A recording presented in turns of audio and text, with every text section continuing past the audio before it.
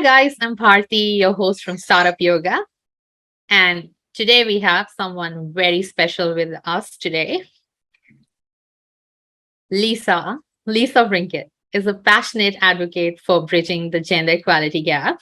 As a chartered accountant and business strategist, she uses her financial and commercial knowledge to support women and non-binary founders to grow their operations. Lisa started investing at the age of 15 and is a role modeling gender lens investing for women.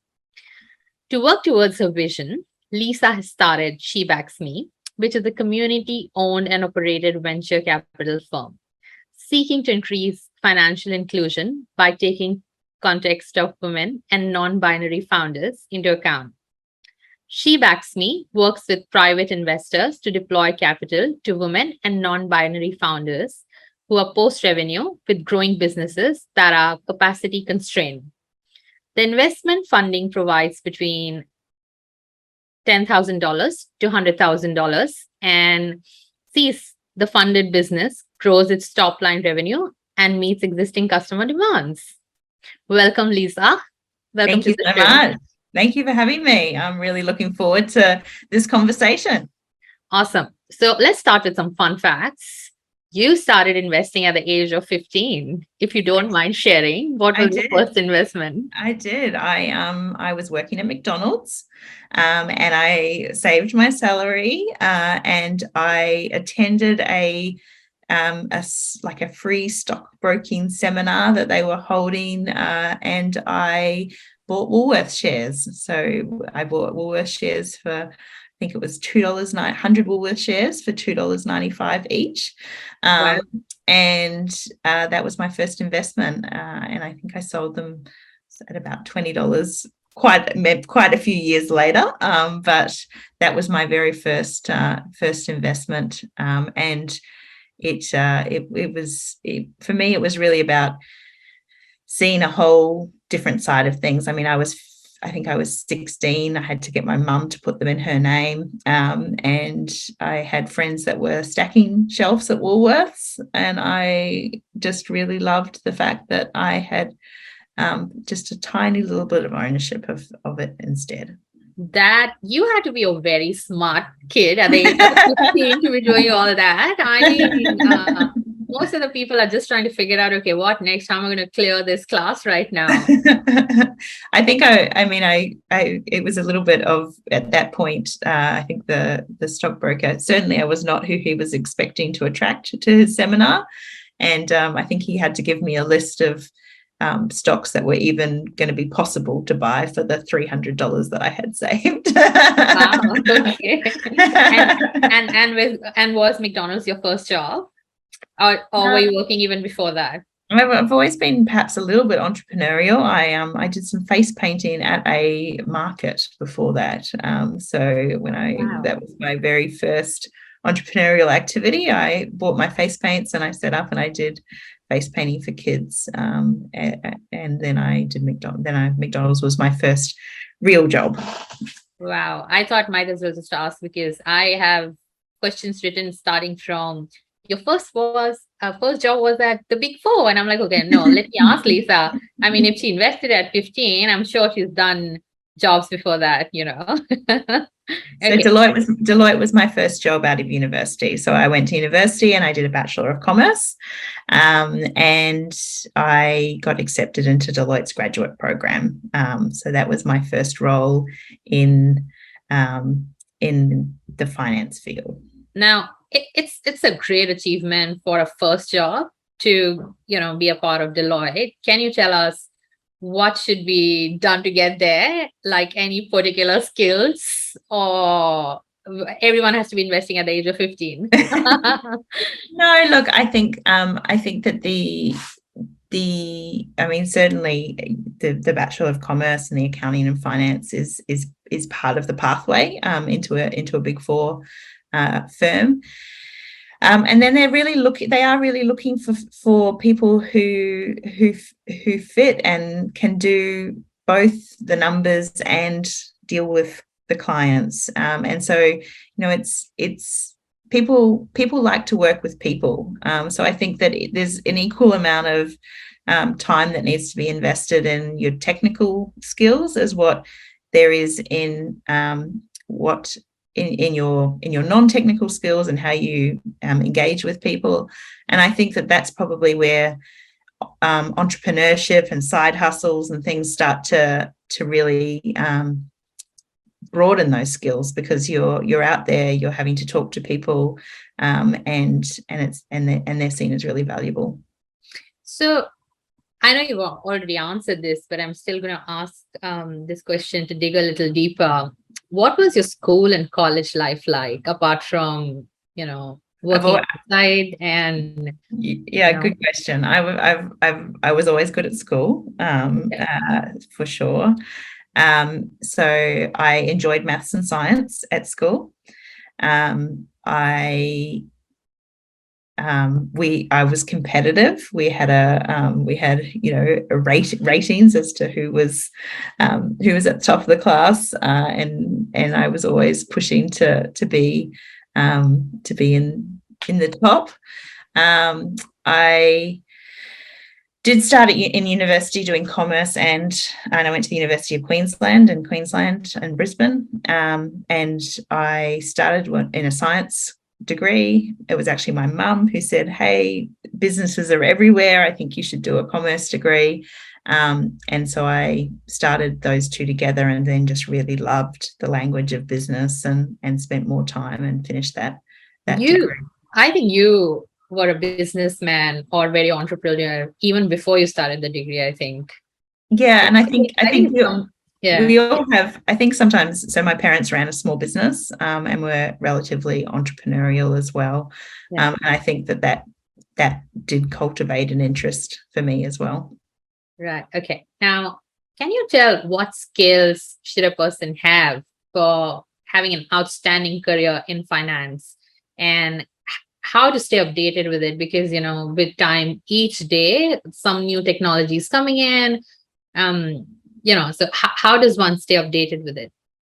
Yeah, look, I think it's actually the same in every industry. You've got to be passionate about staying on top of it, really. I think that's you've said it in the question, really, is that what makes any person lead in their field is that they are really interested in keeping up to date with what's doing, seeking all the different experiences that are coming through, whether it's actually directly having them by being involved as a team member in a business, or having their business as a client, or whether it's seeking out to be in trainings or be in education where somebody else is sharing those lessons. I think that we are in this amazingly unique period of time where information is so accessible, and the people that I believe lead are the people that continue to seek that information, and they continue to contextualize it. So they continue to say, how could it be used? How can I use it? How can somebody else I know use it to create value within their business or within their life? But do you think it's hard? As in, we all are at a point of time where the generation before us, did not have a lot of tech, gadgets around them, while the kids today are born with it, So say our parents got to see mobile and laptops or computers at a very late stage, maybe when they were at their 40s or 50s, while kids today are born with it. So do you think it takes that little extra effort to that, okay, yes, I want to be on top of the game and I want to learn the technology and be up to date? Or because it's easily, it's very easy to get sucked into the whole of, we're just doing fine. Yeah, look, I don't think I necessarily have all the answers to that question, for sure. But I do think that you've got to tap into something in yourself that wants to do it, and then you've got to tap into where that's going to help somebody else. And then when those two come together, that's really where the value gets unlocked. I think that learning and not using probably won't be sustainable. And so I think that it's trying to find these pockets where you're just really enthused and excited about what it is that you're learning. And then equally, you can see out in the world where you can then use those skills and make a difference for other people. And it's that, it's those two things that make a difference.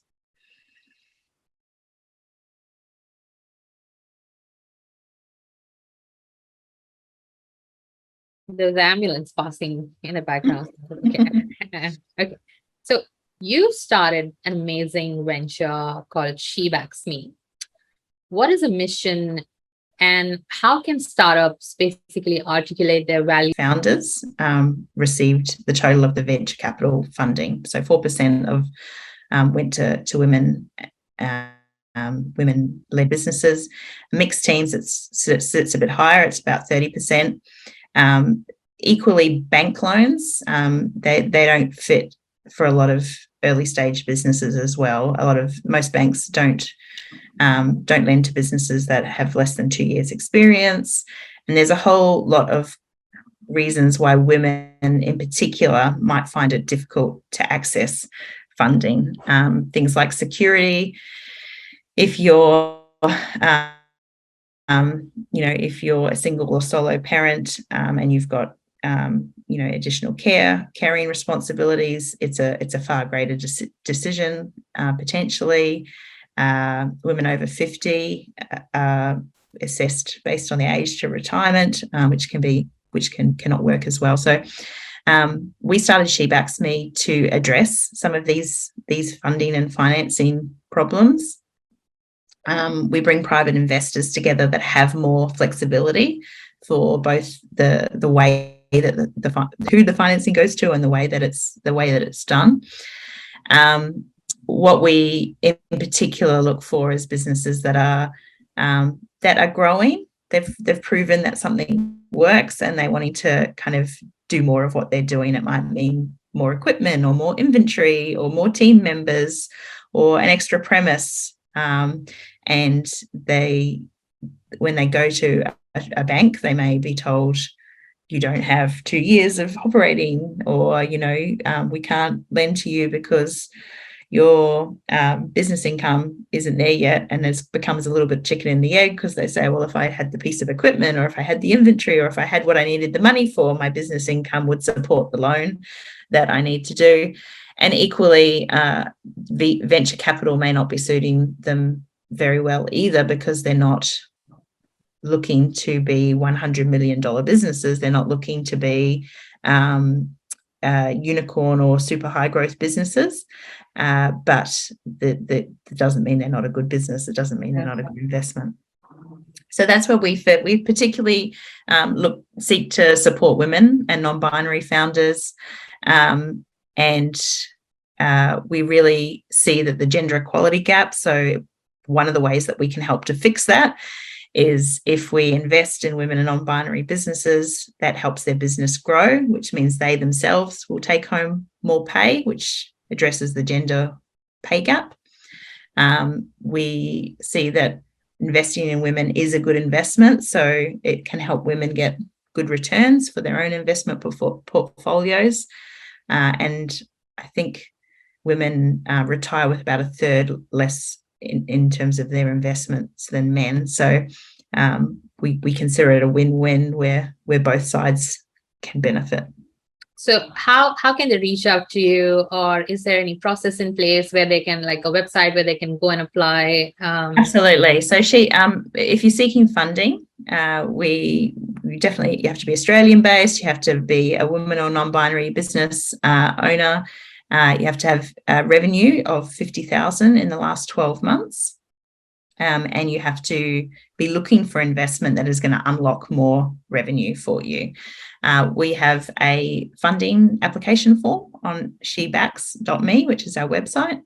And when you make an inquiry through there as well, I send you the process that also lets you know how it's going to go. We have 2 calls. I ask for some financial information as well. And that kind of gives you a sense of how it runs with us. So when you say 50,000 in revenue, is that per month, or is it last 12 months combined together? Yeah. Okay. Okay. Now, you talked about women facing so many issues when they run a business. So apart from reaching out to SheBacksMe, what do you think they can do to overcome these sort of issues if they Yeah, want to continue running the business? Yeah. it's a good question. I think that first of all, women need to kind of maybe compare themselves in a favorable light, and have the confidence to go for it, for sure. Don't think that you can't do it. Don't have a crack at it.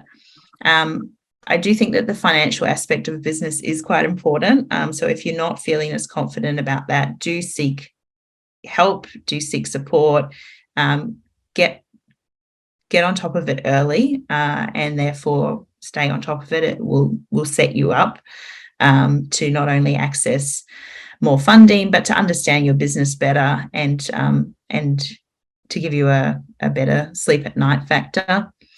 I think it's really important for women to look at the fundamentals of their business and say, okay, well, what do I have to sell? Is it clear? Is my pricing clear? Can people buy from me clearly? And how are they becoming aware of me? So I think that there's, and what on the flip side is that women-based business communities and networks are amazing sounding boards and really, really supportive places to be, which is how SheBacksMe started. We have come from Coralus, the SheEO community, which is a radically generous community of women in business, or women supporters. So yeah, I think that if you're a woman and you're starting a business, know that it's the most amazing learning experience that you can ever undertake.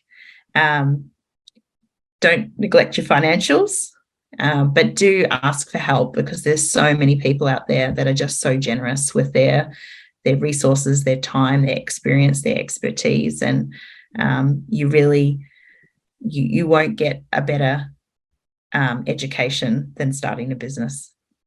Okay. Now, do you think that there's still gender equality in terms of businesses being taken more seriously when they're led by male founders versus female founders? I think it's changed. I do think it's changing. I think that we've had some amazing women founders in Australia, which have really, and across, and it's not even business, across all areas, whether it's board levels, management positions. We've had this just most amazing generation that have forged a path, and I think that's great, because it also galvanizes me to continue to forge a path for the people that are coming. But yes, there are still biases there. I think that the great thing is that more and more people are exploring those biases, and they're trying to understand how they can address them, what they can't see in themselves. But absolutely, you're going to find that there will be some biases that do come up. I think that they often extend, though, they extend past gender to business models and customer base and market proposition, because women also tend to target starting businesses in industries that are not as male dominated. So there is also an education piece that ends up happening, where women are not only pitching their business, but they're pitching a particular business model or a particular industry that may not be as familiar to the investors that they're speaking to. So we see that a lot of change is happening, especially, in the white collar job space in terms of equality, women getting more powerful role. So now a lot of organizations, they have women as, women heading the organizations. But, when it comes to blue collared workspaces, why do you think women are still underrepresented, especially, in industries like construction, manufacturing, mining, etc.? Look, I think that there is probably something around the physical parameters of those workplace jobs that has influenced it, and they are also changing. I spent a bit of time doing some work in underground mining, and that is traditionally not a very hospitable place for women, but there amazing group of women engineers that were stepping into that space, working, shifting the small things like how the change rooms were set up, and some of the more practical things that make those workplaces more accessible for women. So yeah, I think that it's still going to take some time, unfortunately, in those industries, and it's taking these really, really courageous women who go in and who are not only championing change on what they're doing on a work basis, but they're actually looking at, well, what needs to change in the environment for it to actually work for more women to join. And when they do that, it opens it up for more and more women to come into those industries. I really feel lucky to be in Australia, as in compared to a lot of other countries. We feel the representation is much more here in terms of people being treated equally and getting to work any kind of jobs. Yeah. So it's really a good place to be in, especially with the booming times, which with the job rates is the lowest right now, like in the sense everyone's getting work, so it's a pretty good place to be in. I do think that probably generationally is making an impact in Australia as well. I think that because some of the blue collar work in these types of industries, very heavy industries, is quite well remunerated. You're seeing fathers and uncles and people that are bringing in their daughters and their nieces and some of the women, and saying, well, there's no reason why you can't do it. Yeah. We will bring you in. So I have actually seen probably a really positive generational shift where supervisory men are bringing in and mentoring and bringing in younger women to the workforce, because they can see that it's a really strong career option and pathway, and will set them up financially from that type of work as well. Yeah, and I guess you're tougher than we look.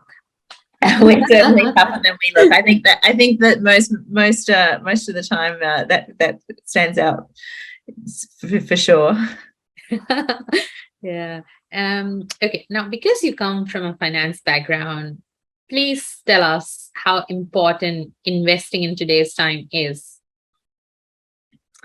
Yeah, so I'm a big advocate of all overnight successes are 20 years in the making. And I think that certainly the types of investments that I focus on and I look at and that I talk about are ones that are less about picking the right thing and more about the consistency of doing the right thing. So, consistently saving, putting, investing, and understanding where your money's going and for what reasons it's going there. So yes, I'm very much of the personal finance mantras around, save part of your salary, use budgeting, use different envelopes or jars or bank accounts, whatever it takes to stick to that. Learn as much as you can. I'm a true believer that your biggest asset is what you know in the space of investing. I know that I always like to say earn is just learn without the L plates. So you've got to do the learning first to know where you sit. I think what's shifting though now for a whole generation is that we're looking at not only what investments can give us a return that set us up for the future, but what sort of future we want that to be and how our investments will support that. So I think that is the next kind of wave of investment research and trends and how people will view investments is not only what it can give them in terms of a return, but what that money is actually creating in terms of the future. And is that the future that they want to head towards? Now, people who don't invest, I guess, say that investing is like earning while sleeping. You put in your money, you're going to keep making money. But what are the risks associated with investing, or what should one be cautious about while they invest? Yeah, so I think that there's just so many dynamics around investing, and that's why I think that if you can be a lifelong student, you're heading in the right direction. At the end of the day, investments are in different underlying assets, and each of those assets, whether we're talking shares, whether we're talking cash, whether we're talking property, commercial property, more derivative type shares like options and things like that, they all have their own risk profile. There is, across those risks of losing your capital, there's risks of it being up one day, down the next, those sorts of things. So you have to get, I think it's part of the work that women are bringing to the financial services space as well, is that you've got to be really clear around what you know of self-awareness, what you know of yourself. Like what is it that means that you can sleep at night? What is it that creates a sense of security for you personally? And that sits somewhere different for a lot of people. Some people will be completely fine if they know they've got like a backpack and a clean pair of underpants, and after that they're good. Other people are like, well, if I had to have less than 3 bathrooms and less than a 2-year-old car, then things would not be looking good for me. And so I think that there's a really strong level of self-awareness that you have to bring to investing, to know where you sit in making those decisions, and what it looks like for you. Okay.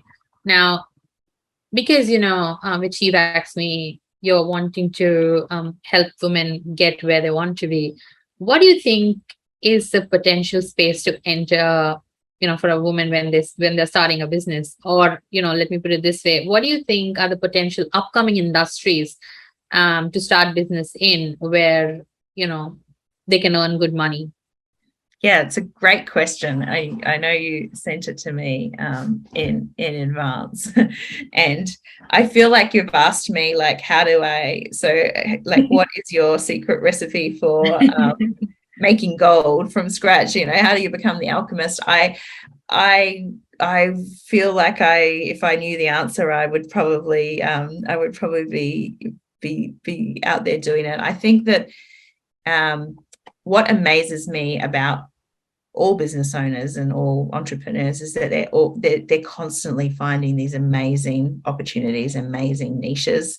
I think that we're seeing all sorts of trends that have arisen from COVID, whether it be experience-based businesses, the way that people have shifted their buying habits, the way that we are solving problems now. I see a whole bunch of businesses that are really seeing these amazing, these deep problems that we have in society around, aged care and childcare and water and and their food, and they're solving those things. So yeah, I think that probably some of the strongest ways to look at it is what are the problems I want to solve, and then start to research from there potential business opportunities.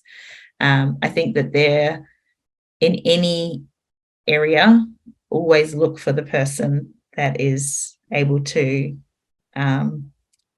pave the way. I believe if you say nobody's done this before, then you're probably not looking hard enough. There's always somebody out there that can give lessons to help you move forward and help you to fast track it.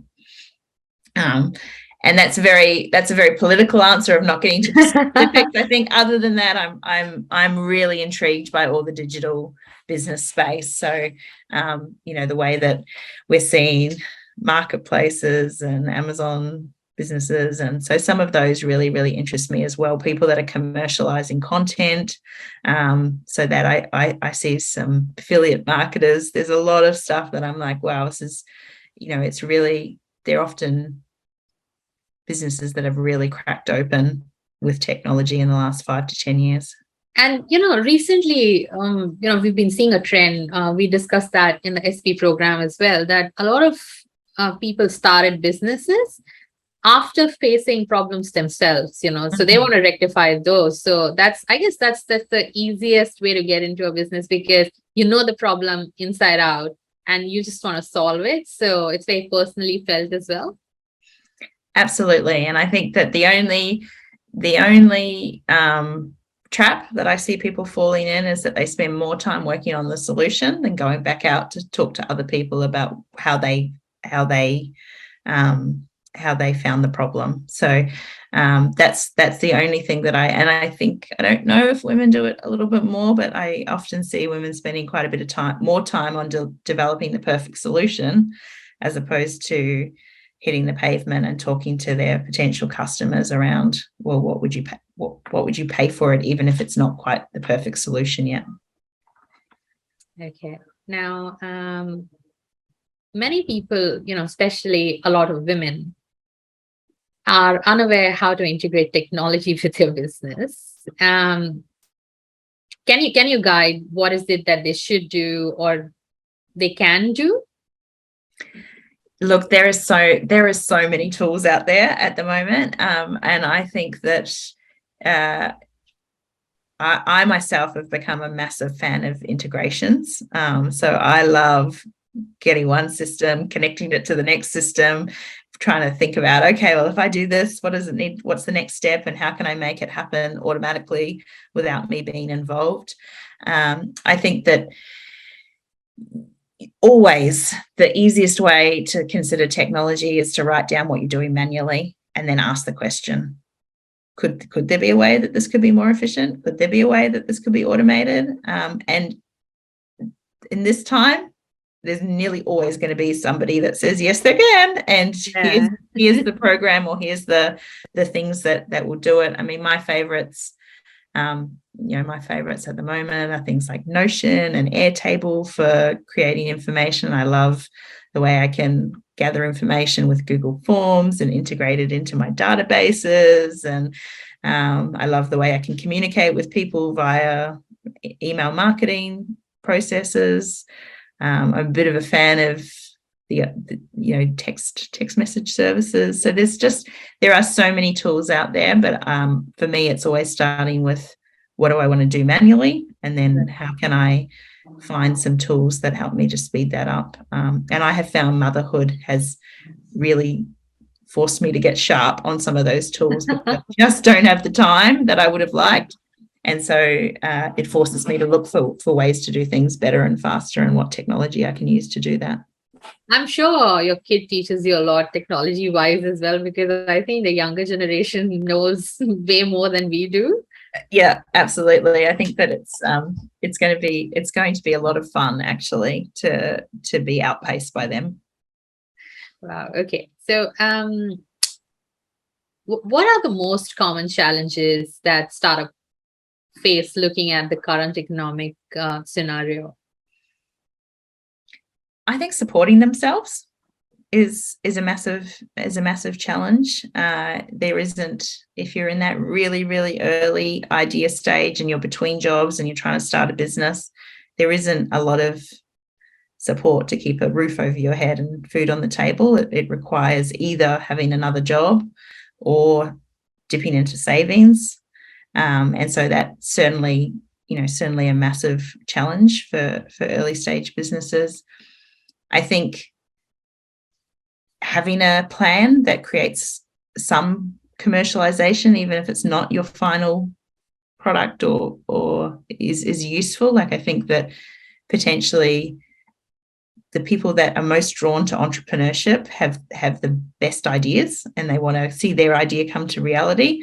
But sometimes to bring a little bit of cash in the door, it can be useful to be starting with a product in the same market that you want to target, and have something to sell in that market, so as that you are bringing a little bit of revenue in whilst you build and whilst you come up with ideas. I think the things that aren't as hard as they used to be are education, networking, connecting with people. Having said that, you still have to put yourself out there, and so that does take confidence, and I know that that's still a major barrier for women in particular, but I think for most people, particularly post-COVID, where we've spent a lot of time on our own, is to get out there and to kind of meet, greet, and have conversations and be asked the tough questions about your business and your business idea. Okay. Now, so we have this segment called the rapid fire section before we let you go, and there's no time to think. So whatever we ask you, whatever comes to your mind, you just have to answer straight away. So it's been pretty interesting looking at people answer that one, because sometimes they surprise themselves. Yeah. So let's get started. Okay. What advice would you give to your 22-year-old self today? Don't take things too seriously. Okay. If not this, what else would you be doing? Gosh. Travel reporter in Greece, hopefully. Wow, that's an interesting one. Okay. You could pick any one, or you could just answer all of them. Which are your favorite columns, blogs, or books to read? So I'm a book reader, and my favorite books, my favorite finance books, personal finance books: Richest Man in Babylon, Rich Dad Poor Dad. I really love, and there is a money mindset author, Maria Nemeth, who I really enjoy as well. Okay, Apple or Android? Apple. Okay. You've already said this, but I'm still going to ask you anyway. Which is your recent favorite technology or tech company which you're obsessed with? Oh, and I've got a different one that I can share with you. So Meal Lime is a weekly planning tool for grocery shopping, and I can click all the recipes and it collates my shopping list, and then I click the button and it connects to Woolworths online, and everything kind of gets ordered for me for my shopping. So I'm absolutely loving that tool at the moment. But on a business sense, it's certainly anything that has an API and can integrate from one system to the other. I just love that. Awesome. Okay, now before we sign off, one key takeaway of your life that your listeners should definitely know and learn from. Be a lifelong learner. I think that when we talk about investments, actually the knowledge that you have is your greatest asset. You can always, nobody can take away what you've learnt, and what you have to bring. And that's, I think, actually gives you a greater sense of security as you go into investing, because you know that you've got the skills and the base to restart and to rebuild. And those skills and and your network, who nobody can take that away from you either. So those two things, what your knowledge is and what your network is, are absolutely very, very valuable assets. Okay, awesome. Thank you so much for your time today, Lisa. So guys, it's been an amazing conversation with Lisa, who's showed us how to support diversity and adversities, how to be bold in her decisions, and how to carry